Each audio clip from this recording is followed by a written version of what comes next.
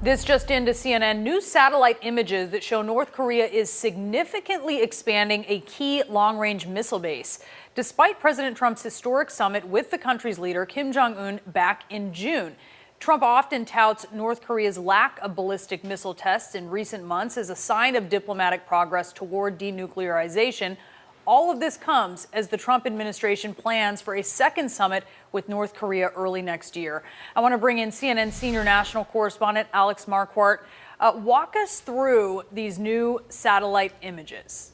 All right, well, Brianna, what these show is clear evidence that North Korea continues to build up their long-range missile capabilities, even as the two sides, the U.S. side and North Korea, say that they are working towards getting rid of nuclear weapons on the Korean Peninsula. That was the pledge that they made back in June. Now, remember, these long-range missiles that we're talking about can carry nuclear warheads, and they can hit the United States.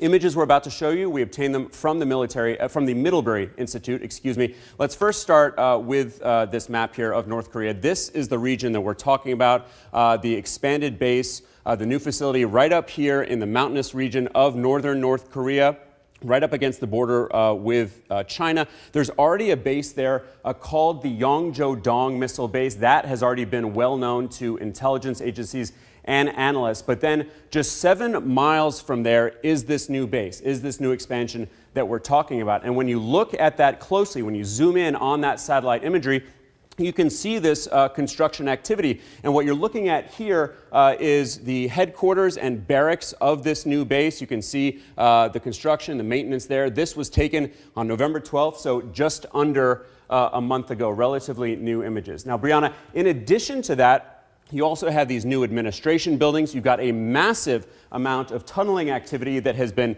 carried out over the last few years. You also have what are called hardened bunkers that have been camouflaged. Also, drive-through shelters, which analysts say are large enough for those ballistic missiles, similar to the ones that we saw at the older base. Now, we should note that everything we're showing you here is not a violation of any agreement between North Korea and the U.S. or with South Korea, but the Trump administration has insisted that the North's ballistic missile program be eliminated as part of a future deal. North Korea so far has balked at that. Talks are very much at a standstill right now. The Trump administration is arguing that North Korea is not living up to their end of the bargain, and they argue that's why that second summit between the two leaders is needed. Brianna? It's such an interesting argument, Alex Marquardt. Thank you so much. The Trump administration is now pressing ahead with those plans for a second summit with Kim Jong Un early next year. National Security Advisor John Bolton saying the two sides will look at commitments made at the June summit and discuss how to accomplish them. Let's take a look. They have not lived up to the commitment so far. That's why I think the president thinks another summit is likely to be productive. All right, joining me now, we have Bob Baer. He's a former CIA operative and CNN intelligence and security analyst. It's interesting to hear the rationale here, Bob, because normally the U.S. does not say, yeah, let's have a second meeting when a country isn't holding up its end of the bargain. No, I mean, this is just, you don't do that. You do the preparation, you make the agreements in advance, then you have the summit. If North Korea is not adhering to any agreements, you don't meet them until they're ready to do it, until you can show some progress, until you've done your homework and they're not doing it. So Trump's, shoot from the hip, international relations and the rest of it is just crazy. How does he square that what they say about ballistic missile tests, and then when you see this activity in these pictures? You can't, right? Well, I think anybody who knew North Korea knew they wouldn't disarm. Yeah. I mean, that's their trump card. They weren't going to give this stuff up without a significant agreement, and with Russia and China's input in this, and we've just ignored Russia and China on this, so it was never going to happen. Let's talk about the murder of Jamal Khashoggi, the Washington Post journalist at the Saudi consulate in Turkey. You had Defense Secretary James Mattis, Secretary of State Mike Pompeo going to the Hill, briefing senators, clearly following the president's script on this. Lindsey Graham called it a technical interpretation of the evidence as they decline to blame Saudi Crown Prince Mohammed bin Salman, but clearly they're towing the line here. Let's listen. As to Pompeo and Mattis, I have great respect for them.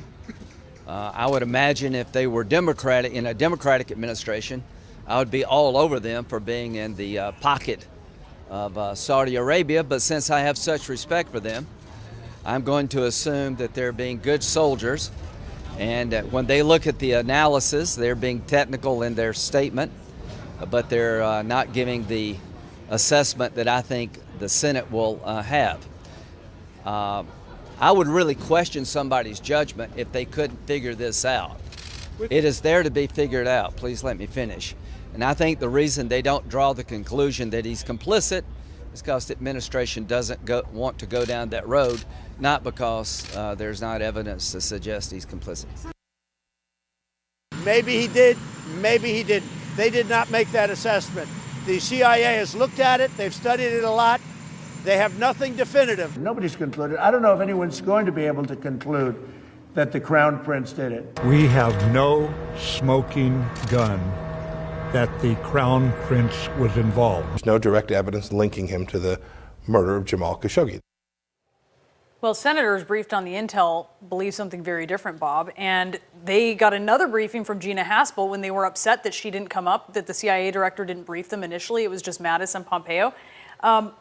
When you look at this and you have Republican and Democratic senators saying they're being misled, what are the ramifications of that?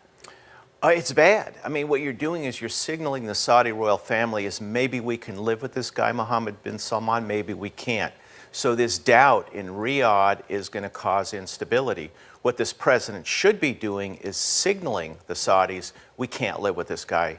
He's a murderer, he's a psychopath, he's definitely involved. When a senator comes out and you could get a murder conviction in 30 minutes, when he says that, trust him, the guy is guilty.